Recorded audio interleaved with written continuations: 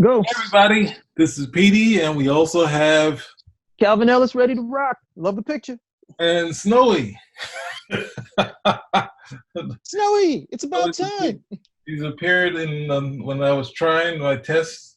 I think it's on Instagram, but she decided that she's gonna wait here to eat until she starts complaining. Don't complain, Mama. All right, so this is a Free tough time.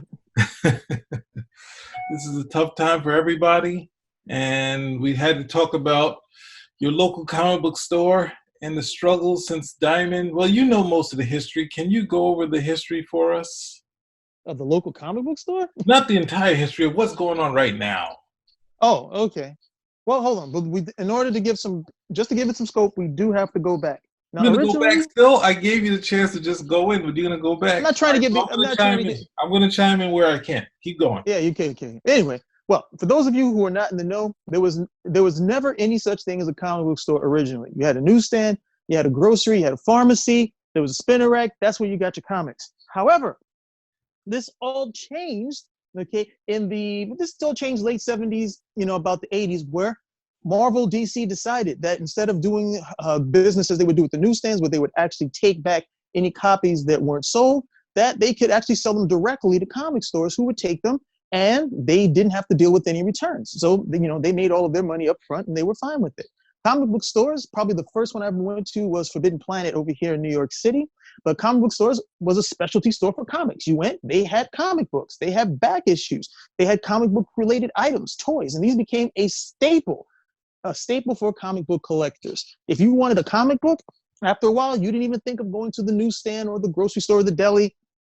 You went to the comic book store, and that's where you got, okay? That's where you got your daily dose of four-color fun. Until, well, I won't slate Image. That'll be another show. But we had the implosion that happened in the 90s, and a lot of comic book stores went under. Okay, the same way that today you might be able to find a church, or a deli, that's the way you could find a comic store. Okay, there were a lot of them, and a lot of them went under.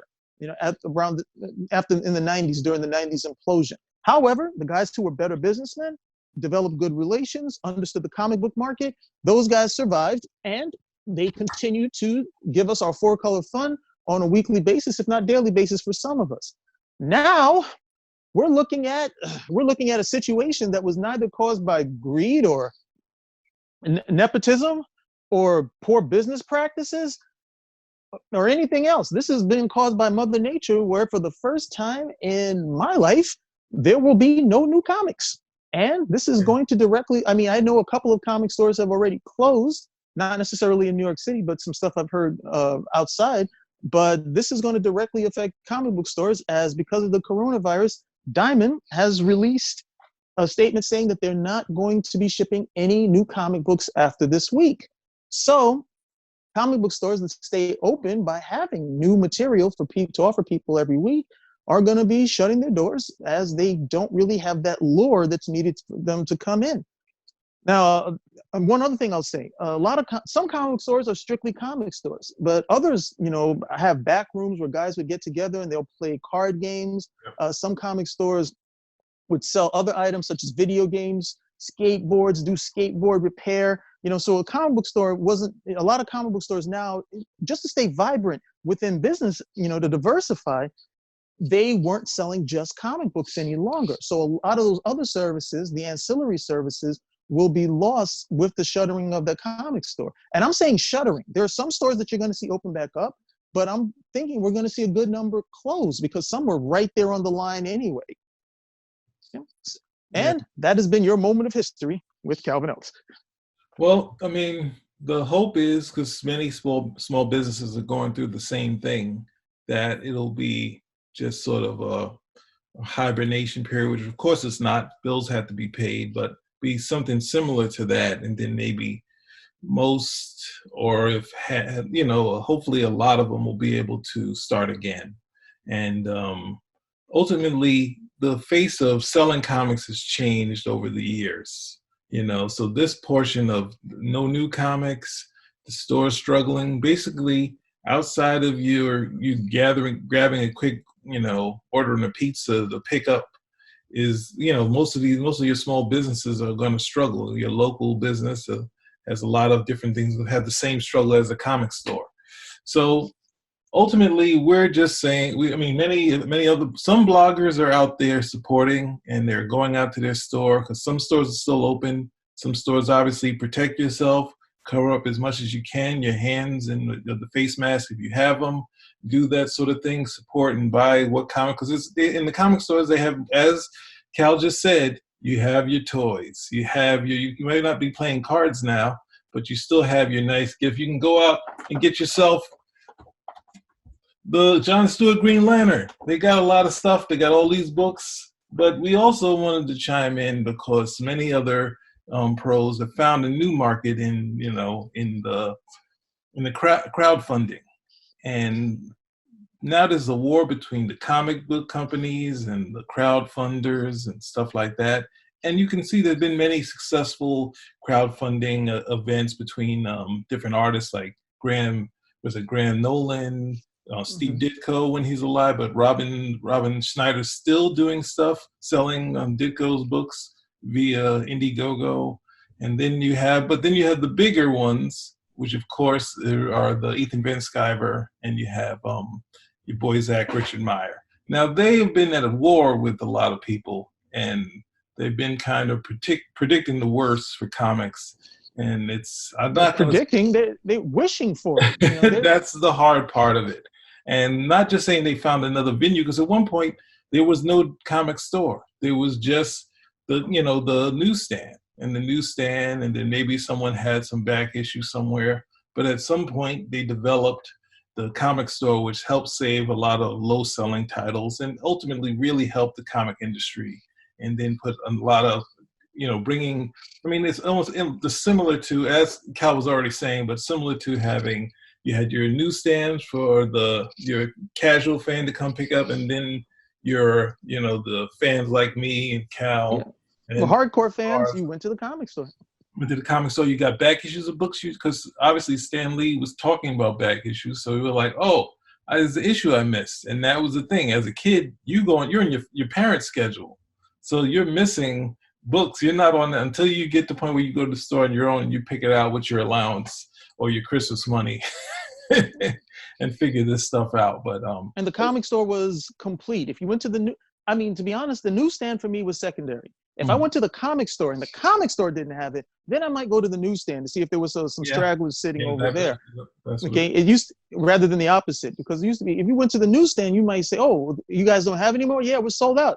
But the comic store would have like a fistful of copies that you could go there and get. So it definitely changed things there. But even with this, these guys with crowdfunding, for every successful guy that you have, or for every successful title that you have crowdfunding, you got a slew of them that never make it, never get up to speed. That's number one.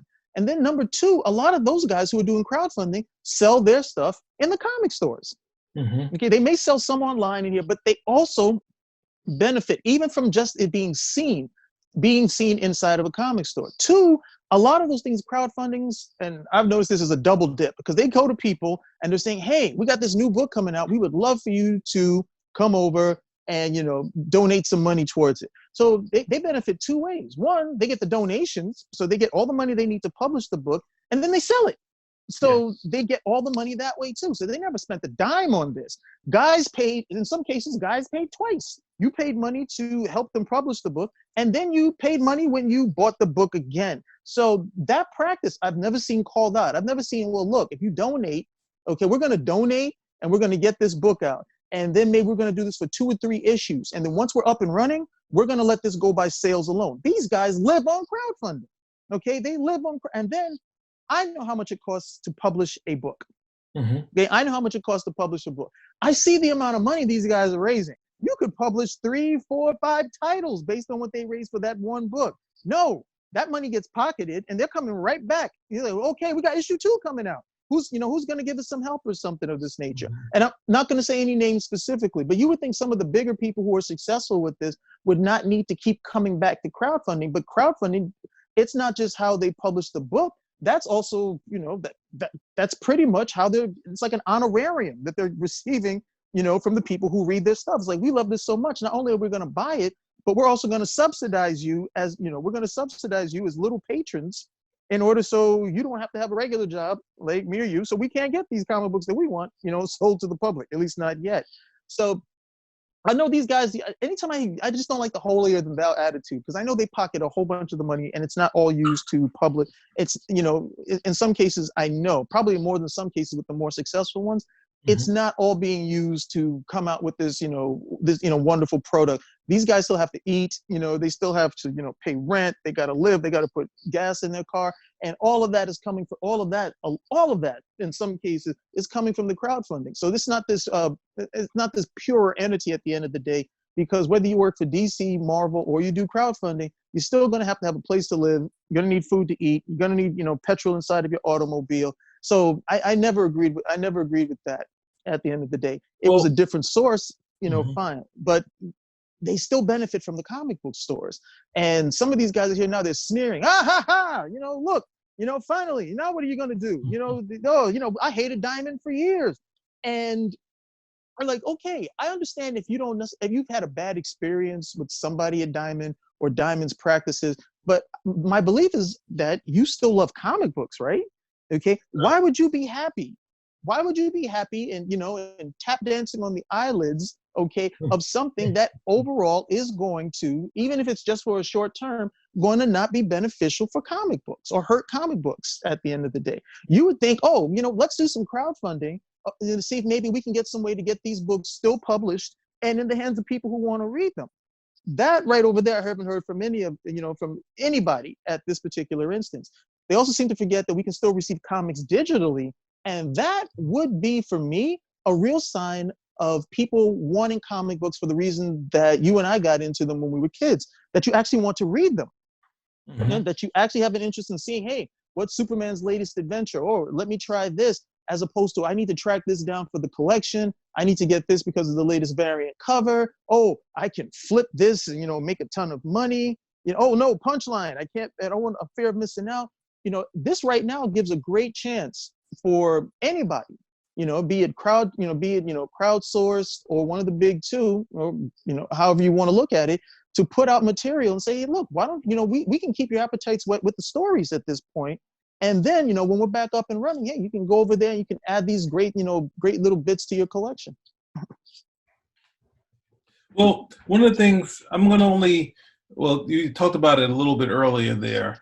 Because a lot of the older creators, they, once they sort of seemingly lost their audience, this seemed like the crowdfunding thing seemed like a good thing, same as the direct market. It seemed like a lot of people who can't get the regular gig at Marvel and DC could put out a book like, I think, Graham Nolan's Monster Island, which is almost rare now. There's a couple of books, but then he's not a big, hey, this is how you do it, this is how you make it, and screw that sort of thing. Or even we spoke to Ron Mars, who I think has a book that's crowdfunded, and I think, Jim Starlin has his Black Book of stuff, which is, I think, writing with some images, like illustrated novel sort of thing, where it's not coming into us versus them and that sort of fight. And that's fine if that's going to be that, but remember, because I think the industry was looking at crowdfunding and saying this is a part of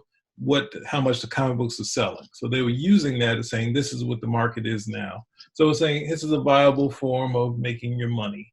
But getting into this war and just saying, hey, this is especially for anyone who's your favorite, who's at home, and they say, hey, I want to create our own book, but I can't seem to find an audience through the big two and/or Dark Horse, Image, any of those other things, and then you're able to find the audience doing this crowdfunding thing. That's great. But then when you say, hey, you're an old dinosaur, because that's basically what Marvel and DC and Image were doing when they looked at the newsstand, and they're like, this is the old thing. It doesn't work. And the next, when they took away the newsstand,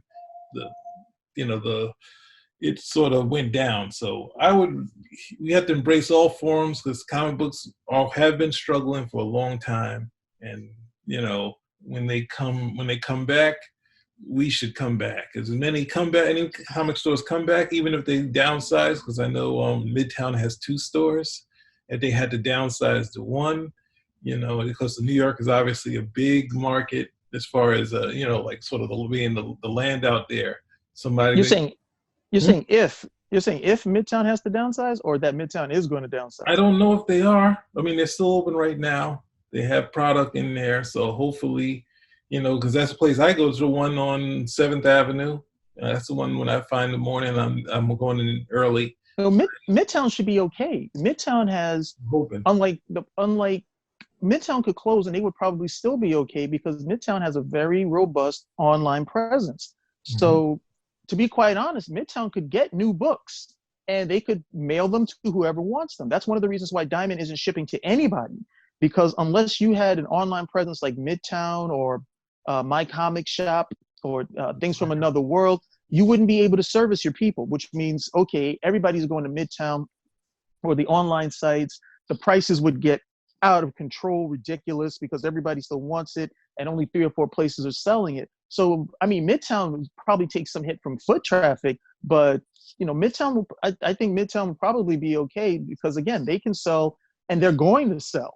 They're going to sell because there are a lot of guys who are like, look, I'm not going out, I'm not going to go to Midtown to go pick it up, but I can get it online. I even saw that Midtown changed their discount as well. I think in with some foresight of what was going to happen, because they used to offer a 15% book discount for Hmm. books that you would get online.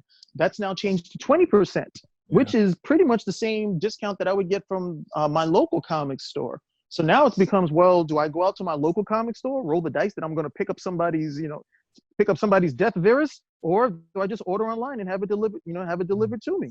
So you have that, and then the shipping prices shipping price is cheap, but I think Midtown comic stores like Midtown, if you have an online presence, you'll probably be able to weather the storm a Well, lot better than you were just strictly foot traffic coming in. more so in the sense of just using an example of when this ends, we're back and running at our jobs, and then we're like, let's not forget, because that's the thing. There's I think even I could go to something like the Hurricane Sandy, and I used to travel through Hoboken, and then when the trains started coming back up, I started traveling to 33rd Street, and that I stopped completely going to Hoboken. So that sort of thing, when we have these sort of tragedies, we sort of take an alternate route. Something that we used to do becomes that's with any sort of change. But if you're still a fan, you're a fan. But I would also point out that if we go back in history, especially if comics surviving 50s and, the same way all these, everything is on trial. Comic books at one point was on trial and they thought it wasn't going to last, and it had a boom in the 60s. In the 70s, a lot of the top creators were telling the new talent coming in that it's going to be gone in 5 years, and that was said to That was 40 years ago. that's the thing. That's exactly right. And you look at people like you have Perez, you have Miller, you have Byrne. They were all in that stage where they say, well, don't create anything.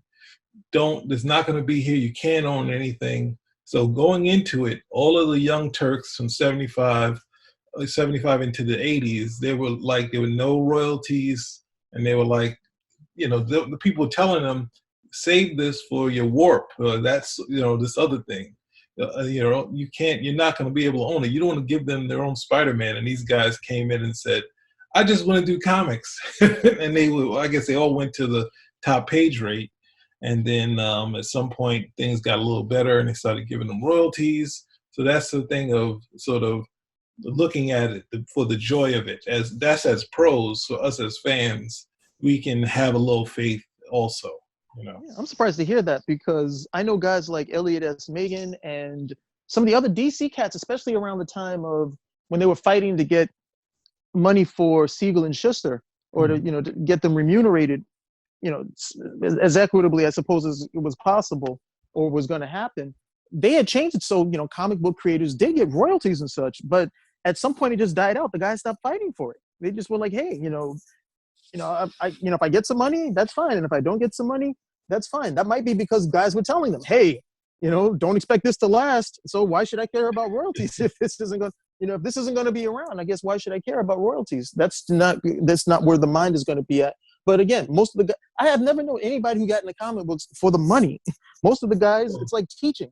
Nobody gets into teaching for the money. That's the thing. In the 90s, you could see that,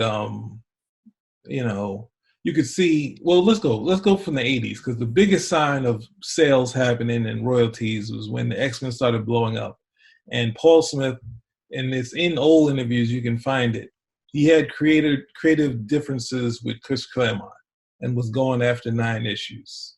So he says it. They said the book went up to like, was it 50,000 readers from what it was before when he got there, and it's already climbing. So it was getting close to, it's probably at maybe 400,000 readers or a little under that when he was on the book, and then it went up there past that when John Romita Jr. was on the book, and that's when royalties were on there. So these guys were leaving the book. It isn't until Mark Silvestri where he was like, hey, I'd love to be on this book. And then no one else wanted to do it. Steve Rude turned it down. Who else turned it down? Barry Windsor-Smith wouldn't do it regularly. Arthur Adams was only doing the annuals. I'm pretty sure Chris Claremont wanted him, but Mark Silvestri was there. And next thing you know, when he left, the point I bring him up is that he was supposed to do possibly Namor, but then he's like, oh, Wolverine is open. And I think at the same time, Byrne was leaving Wolverine. And I think he talked to Archie Goodwin afterward, because they worked at Byrne and Archie Goodwin is like saying, hey, you see the royalties on this Wolverine? Why did we leave?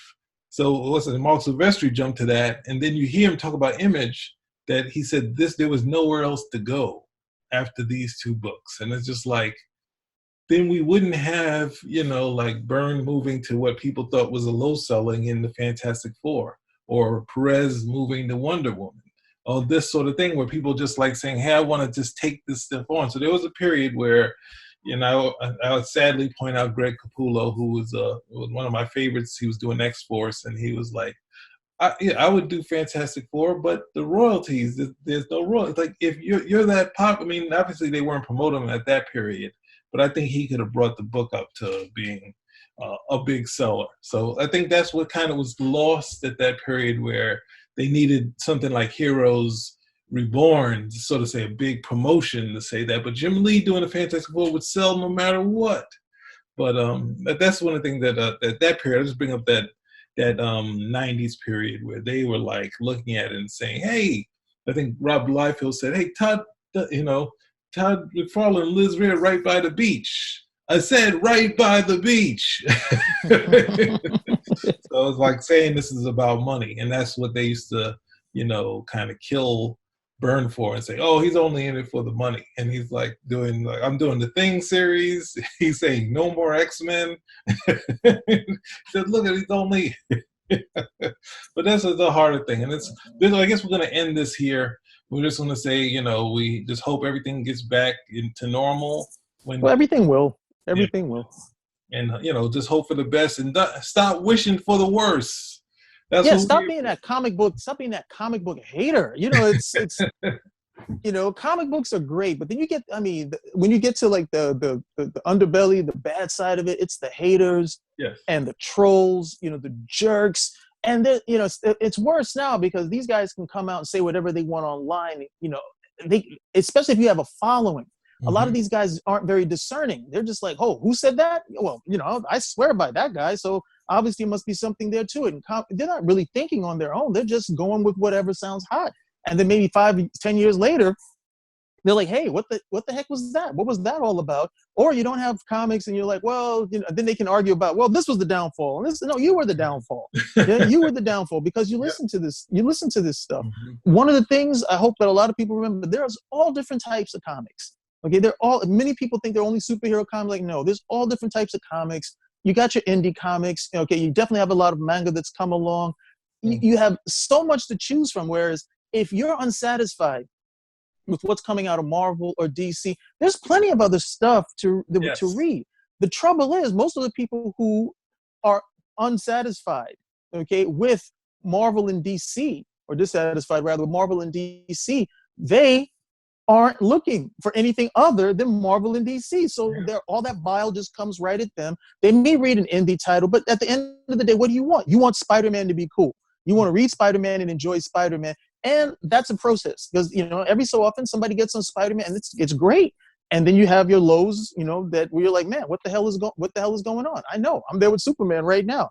Where like, hey, I can't stand, I cannot stand what I see Bendis doing on the book, but I sure as hell don't want it to stop. And this should also be something to, what's the old thing I used to hear? If you don't like the book, you don't like the story, don't buy it. Well, we're not going to be buying anything now. Okay, yeah. Let's see how that one works for you now. Good or bad, you can't buy anything. No. Okay, part of the other thing of being a comic reader is that you suffered through the bad storylines because you enjoyed the character, and it was still a pastime at the end of the day. Me, you, or any longtime reader dropping a comic book, something that you have been reading for, and that's something that a lot of people may not understand. You have been reading this book every month for 5, 6, 7, 10 years. Okay. Well, when it gets to the point that you're going to drop this, book, okay, they have like really pushed you to that point at the end of the day. Comic guys just don't normally do that. And we can hear like, it's not going to be an earthquake, but that spasmodic shock that you feel in the ground will be guys, twitching because they're not going to be able to get that weekly fix of the new comic that they're looking out for. But I hope that Marvel and DC do step up to the plate. I hope they do it together and not make it we're going to do a little bit here. No, that they actually do step up to the plate and remind guys, this is the reason why you got into comics in the first place. These guys are cool. You want to see these adventures for as long as possible. For the limited time that we have on this earth, you get to chime into these eternal adventures of these incredible characters. That's the reason why you read them in the first place. It shouldn't be, as much as I sell books, it should not be about the money. If you can't pull one open, again, I'll do this every once in a while where this is a first appearance and I'm like, let me read this. What was the whole idea? And it's a great thing to see how this character has changed from that first time you saw them in terms of how they're drawn, the outfit. Like, I'll look at a first appearance of Blade and you're like, okay, you see all the things that were there intrinsically with the character when they were first there. Or you get to see, how much of a change they made where somebody came and said, no, this character, it's not working because you need to do this. And, all of a sudden the character, just, goes off to places that you never saw before. But that's the beauty of comic books and reading in, that comic book form with art and, with illustrations and words.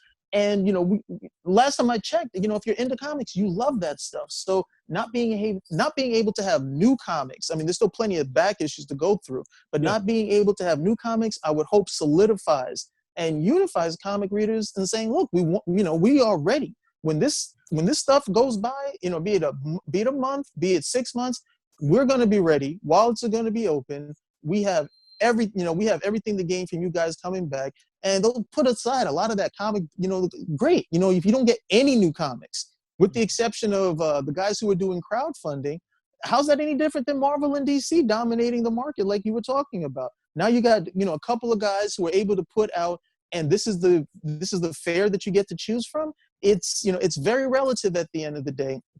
And the bottom line is you just want to be able to enjoy your hobby. The country's going through a lot. But we won't get into anything political, but the country's going through a lot.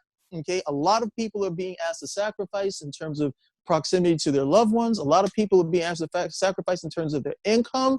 And if you're a comic book guy like we are, you're being asked to sacrifice in terms of a lifelong hobby. But, as the good book says, this too shall pass.